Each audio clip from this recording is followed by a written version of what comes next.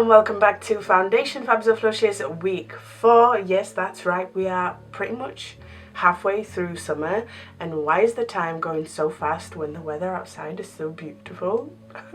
Today, as you can probably tell by the title and the thumbnail of this video, I will be trying out the Lock-It Powder Foundation, and I really do hope this is like a nice full coverage foundation.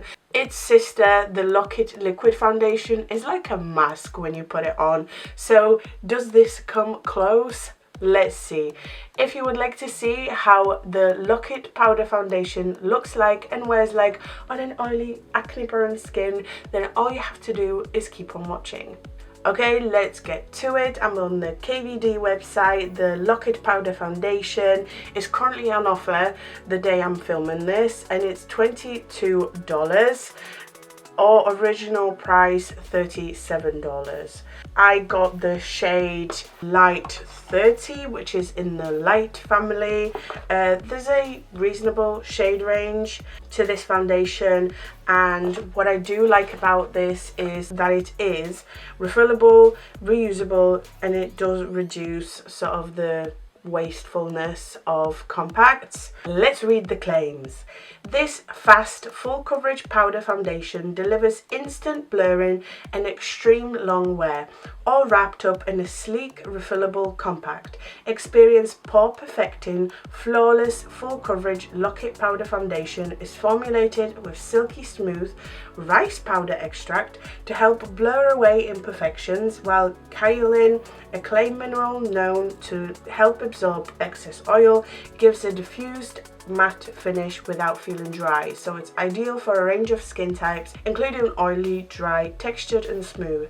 KVD Beauty Lock-It Powder Foundation is available in a range of shades thoroughly developed to offer a match for a range of skin tones and undertones. It includes a black sponge applicator for an easy blending or touch-ups on the go. I'm going to briefly have a read on how to apply this foundation because maybe they have some tips and tricks. Use alone for a naturally flawless face. Natural face usually means there's less coverage. Or layer on top of any foundation for extreme perfection. Keep the compact in your purse for touch-ups whenever, wherever. For a full coverage look, use a sponge and apply powder evenly to the face. For a buildable coverage, use a fluffy, cruelty-free powder brush and apply evenly to the face as desired. Wash applicator, blah blah blah.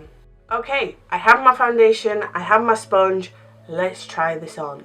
So I always do appreciate the details or the looks of the KVD products because they do have that, they have still maintained, despite not being associated with KVD, they have maintained that sort of tattoo gothic look about it, and I do like the stamp, the wax sort of stamp that is the lid.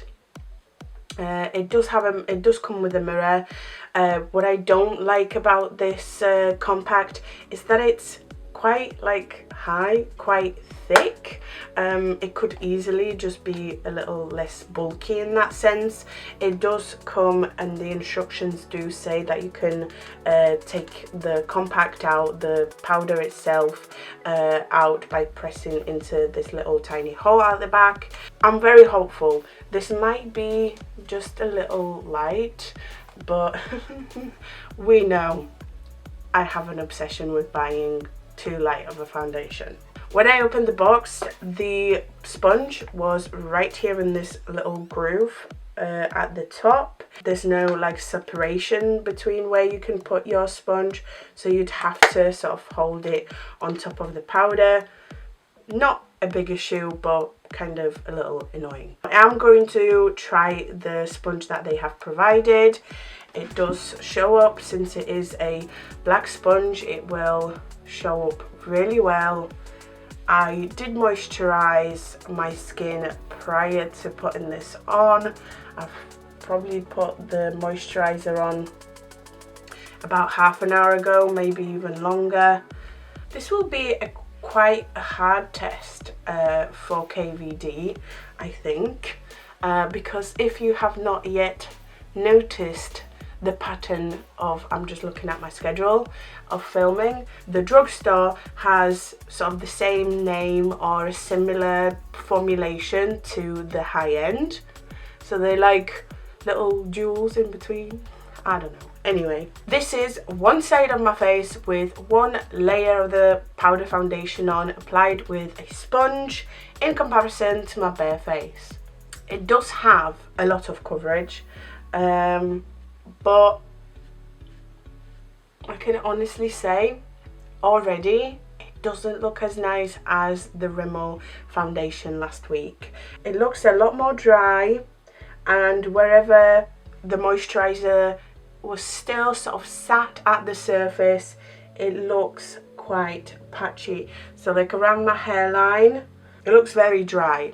That is the biggest takeaway.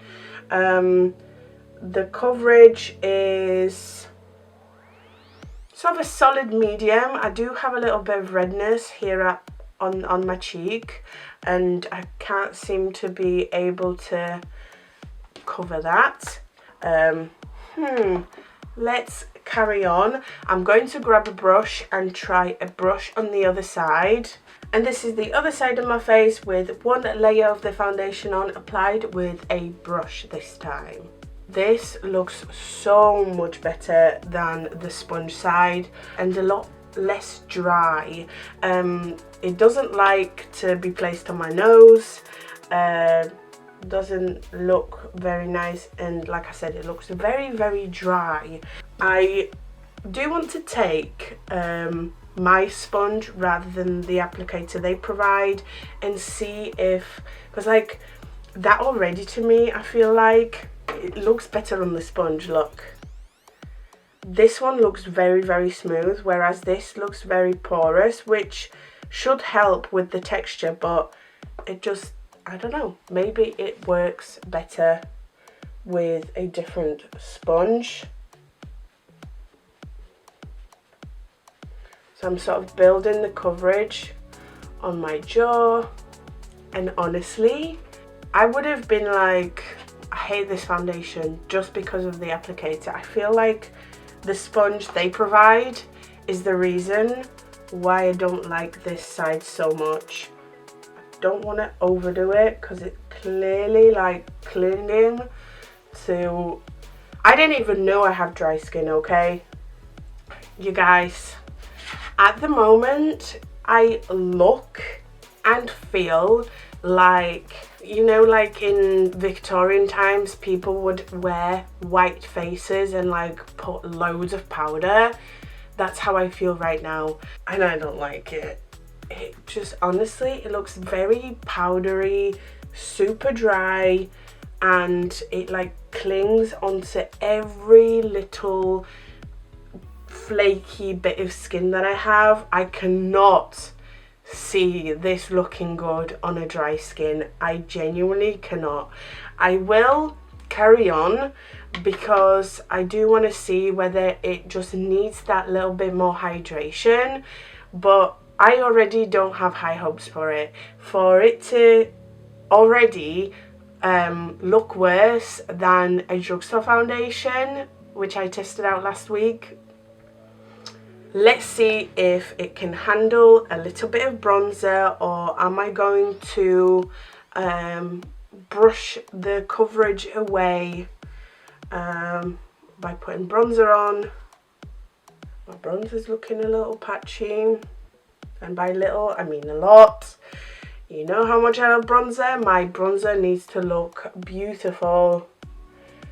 I didn't mind the way it looked when I applied it with a brush, and I would have been like, yeah, it looks alright. You just need to be like medium coverage, use a brush, but it's making my bronzer patchy. So that's not good. I love my bronzer and it's just not looking great already. It promises extreme long wear, so let's test that bit out and we shall see. I shall see you in a couple of hours at my first check-in. Hour number 3, and it's definitely time to make a check-in. I didn't like this foundation at all. That's why I pretty much didn't finish off my makeup. Now it has been a while, and as you can see, my oils have come through. The foundation has definitely sort of like melted into my skin, and I believe that after blotting I'll actually like the way it looks, but I shouldn't have to rely on my natural oils to make the foundation look good. So I still don't think it's good. I think it'd be a nice, like a setting powder maybe, or like a dusting, like I said, maybe touch-ups or something like that. I did take a check-in straight after I finished filming, and it's a lot more visible now. My mustache area just looks absolutely hideous, and even now after blotting, it's not good. It really isn't. I don't think my smile lines are that deep, and I can see the foundation collecting in that line, like just there, that little tiny dot there, not dot, line.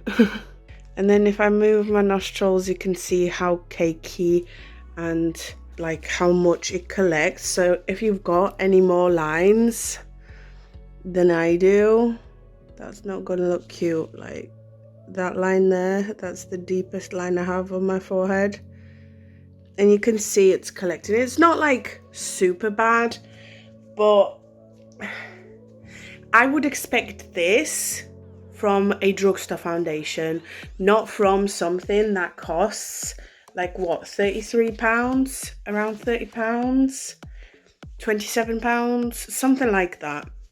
So the price is steep for what it looks like. After blotting, don't look bad.